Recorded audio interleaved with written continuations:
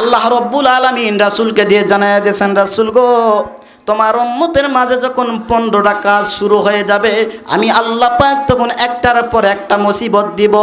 মুসিবতগুলো কেমন হবে? তসবির সুতা কাটে দেওয়ার পরে একটার পর একটা দানা যেভাবে পড়ে ওইভাবে একটার পর একটা গজব আসবে। আলী রাদিয়াল্লাহু তাআলা হতে বর্ণিত, তিনি বলেন, ইজা কানা মাগান্নামাত দাওয়ালা, যখন গনিমতের মাল, রাষ্ট্রীয় মাল মানুষ নিজের মনে করে নিবে। সরকার দিয়েছে মানুষকে 10 কেজি চাল দেওয়ার জন্য, কয় কেজি? 10 কেজি 20 কেজি, এর মধ্যে বদনার লল ঢুকে দিয়া 50 গ্রাম 100 গ্রাম 500 গ্রাম করে নিয়ে নিল। এইটা যখন সমাজে চালু হয়ে যাবে, তখন আল্লাহ পাক একটার পর একটা গজব নাজিল করে দিবেন। আমার ভাইরা ওই দিকে বেশি না যায়, কারণ এখন যদি উচিত কথা কই পিঠের উপর দিবে মই, ঠিক না বা ঠিক? ওই দিকে না যায় আমার ভাইরা। 2 নাম্বার, আল্লাহ রাসূল বললেন, ওয়াল আমানাতুল মাগান্নামা, আর যখন মানুষ আমানতকে খিয়ানত করবে, আমানতকে কি করবে? আমানত খিয়ানত করা মুনাফিকের লক্ষণ। কিসের লক্ষণ? মুনাফিক সিনার উপায় 3টা, জোরে কোন কয়টা? 1 নাম্বার, ওয়াদা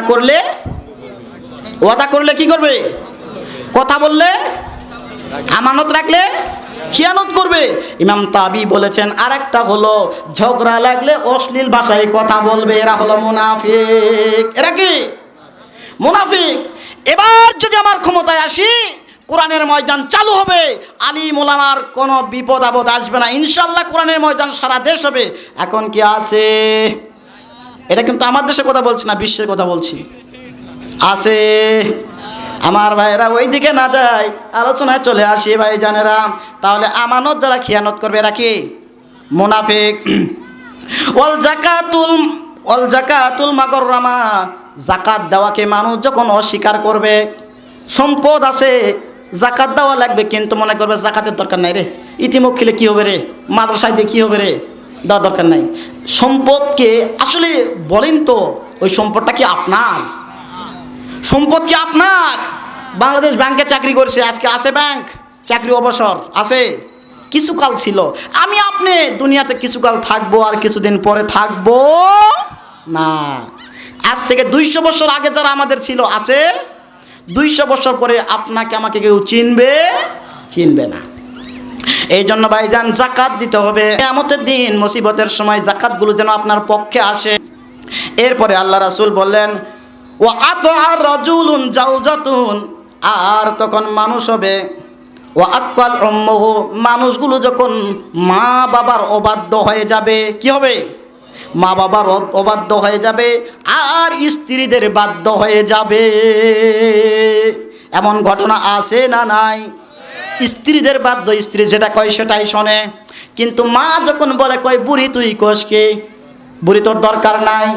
এমন যখন সমাজে জারি হয়ে যাবে, তখন আল্লাহর গজব নাজিল হয়ে যাবে। মানুষেরা যখন বাবাকে মূর্খ মনে করবে, বাবাকে কোনো জ্ঞানের জন্য প্রয়োজন মনে করবে না, বন্ধুকে তারা আপন মনে করবে।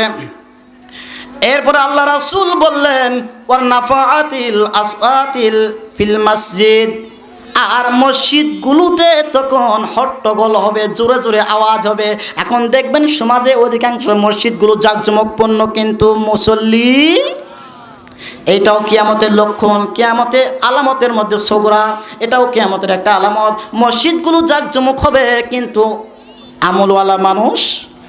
আজকে ফজরে কয়জন ইমাম সাহেব?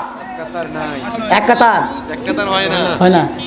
কারণ আজকে এখানে কোরআনের ময়দান, যতগুলো মানুষ, মমতাজ যদি আইতো আর ফাইটা যায়, যদি বলতো, বাড়তো না কমতো? বাড়তো। কত মানুষ আসতো বলা যেত না, তাই ঠিক না?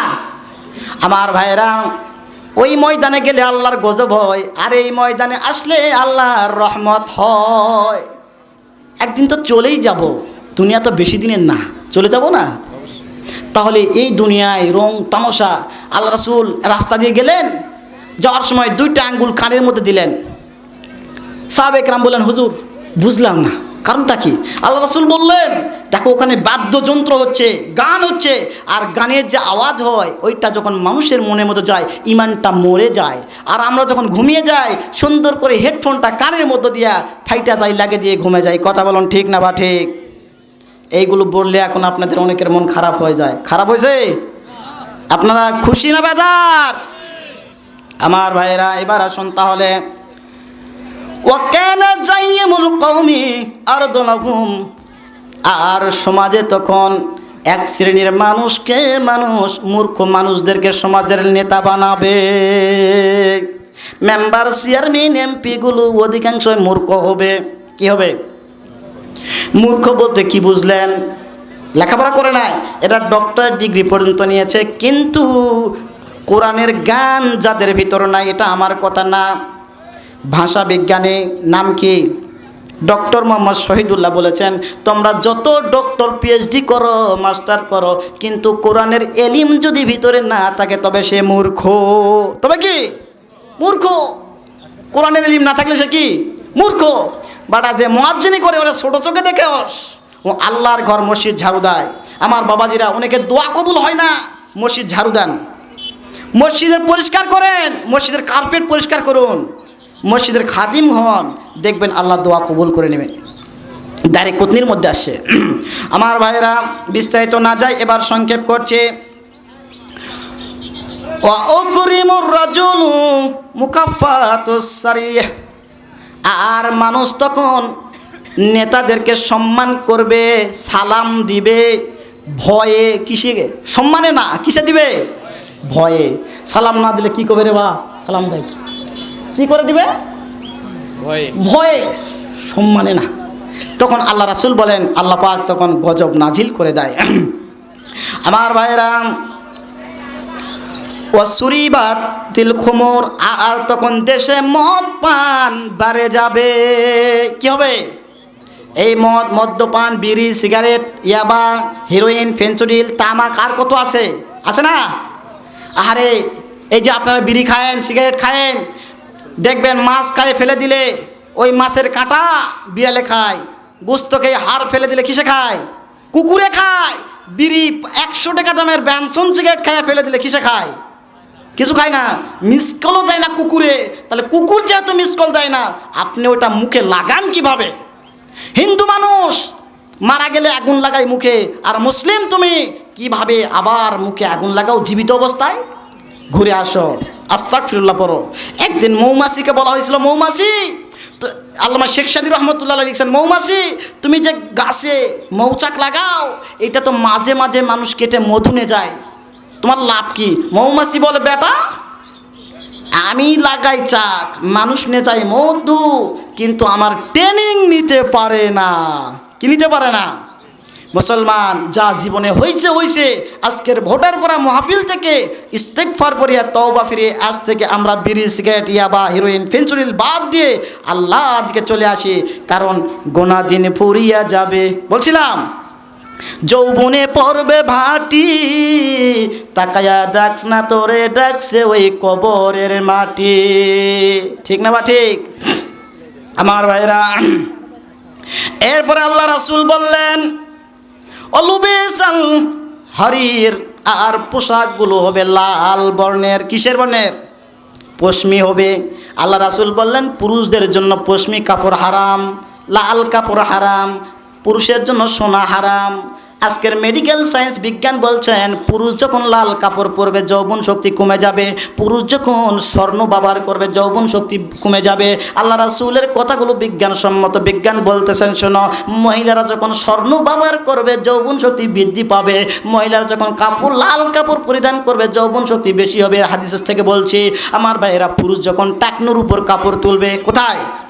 টাকনুর উপর কাপড় তুলবে, তখন টাকনুতে সূর্যের ভিটামিন ডি যখন আসবে তখন তার যৌবন শক্তি বাড়ে যাবে।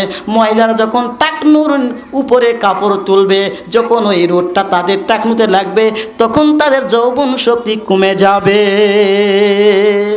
আমার ভাইরা, আজকে টাকনুর কাপড় পুরুষ তুলবে উপরে, আজকে নারীরা তুলছে। কে তুলছে? ভাবনিরালাই গজব কেন রে দুনিয়ায়, শান্তি কেন নাই রে দুনিয়ায়। নাই। মেয়েরা বলে স্বাধীন হলাম, পুরুষের আর দরকার নাই। পুরুষ দিয়ে কি করিব, নিজের কামাই নিজে খায়। ঠিক না বাটে?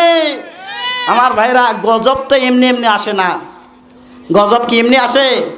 বেশি কিছু বলা যাবে না, কারণ ওরাই আমার মা বোন, ওরাই দেশের বারবার সরকার। তবে মাঝে মাঝে বলাও দরকার। ঠিক না বা ঠিক?